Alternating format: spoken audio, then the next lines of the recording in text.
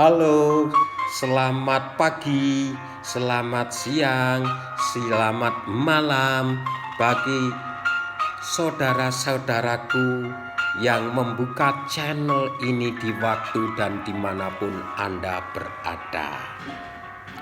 Kita ketemu kembali dalam topik kata diri.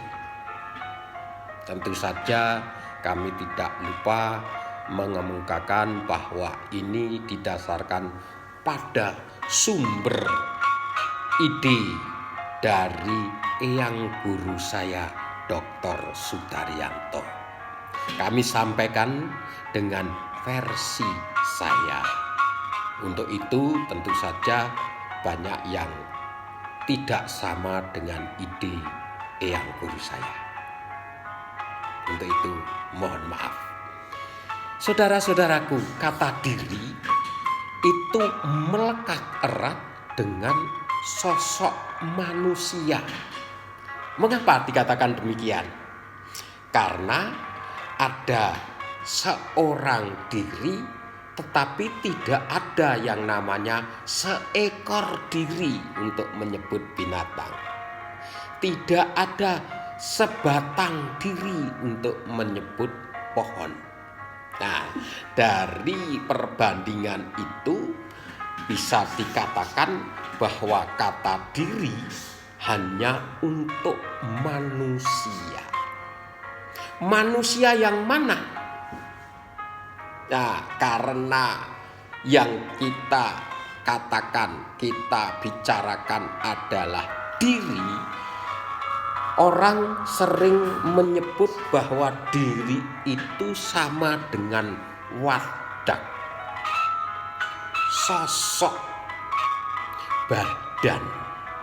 Apa yang terlihat oleh mata kita, atau istilahnya yang kasat mata dari ujung atas rambut kepala sampai kaki ke bawah, itulah yang namanya diri.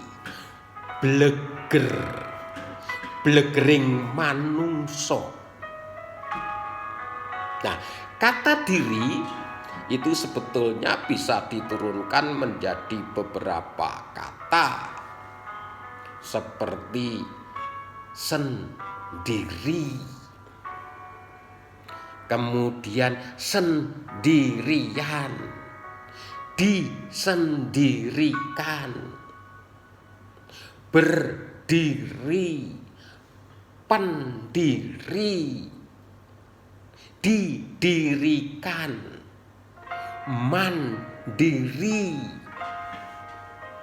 pendirian. Bisa pula seperti kata majemuk, sadar diri, tahu diri, lupa diri, bunuh diri. Semuanya terfokus pada diri yang mengacu pada hal-hal yang kasat mata, bleger wadak, bahasa Jawanya. Nah, maka kalau kita melihat diri, melihat aku atau saya, maka bisa dikatakan diriku, diri saya. Apakah sama dengan bajuku, bukuku, ibuku, dan sebagainya? Yang jelas bajuku itu menunjukkan milik. Baju milik aku, baju milik saya. Bukuku, buku milik aku, buku milik saya. Bahkan sampai pada yang sebetulnya hanya semu saja. Pesawatku terbang nanti pukul 8. Pesawatku bukan milik aku. Yaitu namanya pemilikan yang semu. Nah, inilah uniknya bagaimana dengan diriku. Apakah itu diri milik aku? Monggo yang ahli bahasa coba dicerna. Apakah diriku sama dengan bajuku? Itulah uniknya bahasa. Bagi seorang ahli bahasa atau orang yang mengaku pakar bahasa, silakan mencerna hanya dengan satu kata, diriku merupakan milik atau bukan, atau hanya menunjukkan penguatan diri dengan aku itu sama. Aku adalah diri, diri adalah aku, atau diri milik aku. Nah, permasalahannya bukan di situ. Jadi diri aku yang hanya melekat pada diri manusia itu adalah terdiri dari beberapa komponen yang ada di dalam diri. Yang kelihatan memang disebut diri, atau istilahnya Pak Dar itu yang kasat mata itu adalah diri. Tetapi ketika diri itu mengekspresikan dalam bentuk pikiran, perasaan, dan bayangan, itulah yang namanya jiwa. Di dalam diri ternyata ada jiwa.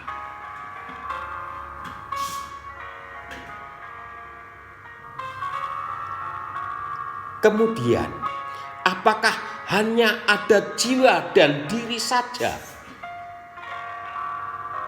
Untuk bisa menentukan apakah yang saya lakukan itu baik atau tidak baik,